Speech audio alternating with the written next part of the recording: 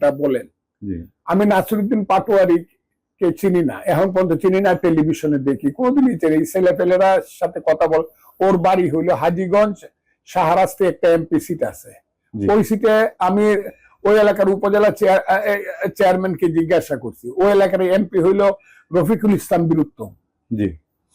আমি ওদের কথা নাই, আমাকে অনেকেই বলছে যে নাসিরউদ্দিন পাটোয়ারি শাহরাস্তিতে কে, এইটা শেষ পর্যন্ত মানুষ খুঁজে বাইর করছে কোন জায়গাতে। আমি তার ভাই বলতে পারি, তার বাপা, এগুলো বলবো না। আমি বলবো ও তো মেম্বার হইতে পারবে না, তো ও তো ডিজিএফআই ক্যাম্প ভাঙিয়ে ফেলতে চায়। ডিজিএফআই করে কি, আর্মি করে কি? এই দেশকে এমন হয়ে গেছে, কেউ বলবে আমি সেনাপতি হয়ে যাব, অমুক না অমুক, ওয়াকারুজ্জামান না অমুক, এই মহারাজার ছেলে সেনাপতি হয়ে যাবে। তারপরে ওয়াকারুজ্জামান বলবে আমি এটা মাফ করে দিলাম না। আর্মি এইভাবে চলতে পারে না, কারণ আর্মি কিন্তু স্বাধীনতা এবং সার্বভৌমত্বের প্রতীক। আমি মনে করি আজকে যে কথাগুলো বলছে এগুলা রাষ্ট্রবিরোধী কথা এই ছেলেরা বলছে। আমাকে মারিয়ে ফেলতে চায় ছেলেরা মব জাস্টিস করিয়া, কিন্তু আমি বলে দিলাম এই ছেলেরা যা করতেছে দেশের সর্বনাশ করতেছে। দেশের 18 কোটি মানুষের আমি পায়ে ধরবো না, হাতে ধরবো না, হাত জোর করবো আমি জানি না, কিন্তু এই ছেলেরা কিন্তু দেশের সর্বনাশ করে ফেলতেছে।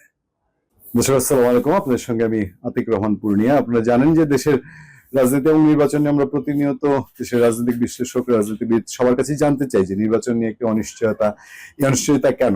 রাজনীতি বিভিন্ন সেক্টরের মানুষজন তার মতো করে, অনেকে বলেন এনসিপি তার মতো করে খেলছে, জামাত তার মতো, বিএনপি তার মতো। আসলে অবস্থা কি? আজ আমাদের সঙ্গে আছেন দেশ বরেণ্য মানুষ, মুক্তিযোদ্ধা, বিএনপি চেয়ারপারসন এবং খালেদা জিয়ার উপদেষ্টা অ্যাডভোকেট ফজলুর রহমান। আমরা ফজলুর রহমানের কাছ থেকে জানতে চাই যে দেশের সবশেষ পরিস্থিতি আপনি কেমন দেখছেন এবং নির্বাচন নিয়ে এই অনিশ্চয়তা কেন কাটছে না এবং কোন দিক যাচ্ছে জামাত, এনসিপি এবং বিএনপি, এই তিনটা নিয়ে আলোচনা বেশি। আপনাকে অসংখ্য ধন্যবাদ।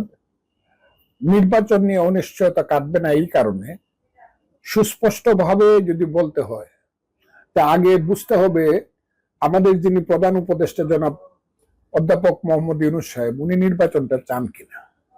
যদিও উনি নির্বাচনের ডেট ঘোষণা করার কথা বলছেন একটা সময়ে, যদিও তিনি লন্ডনে গিয়ে বিএনপি চেয়ারপারসন, ভারপ্রাপ্ত চেয়ারপারসন তারেক রহমান সাহেবের সাথে কথা বলছেন এবং বিশ্বাস করছিলেন উনি যে এই ইলেকশনটা হবে। প্রথম যেদিন কথাটা তারেক রহমান সাহেব বলেন, এর পরের দিন আমি একটা টেলিভিশনে আমি কথা বলছিলাম। সেই টেলিভিশনে আমি সন্দেহ প্রকাশ করছিলাম ইলেকশনটা বোধহয় হবে না। আমার সাথে মাসুদ কামাল সাহেব ছিলেন, যে কিন্তু আমার দল যেহেতু বিশ্বাস করে ইলেকশন হয়ে যাবে, আমি আমার দলের বাইরে কথা বলবো না।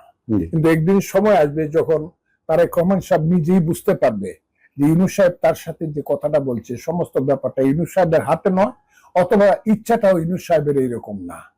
সাময়িক অবস্থাকে নিয়ন্ত্রণ করার জন্য উনি তারেক রহমান সাহেবের সাথে এইসব কথাগুলো, এবং তারেক রহমান সাহেবের সাথে কথা রক্ষার ভান করার জন্যই উনি এই কথাটা বলছেন।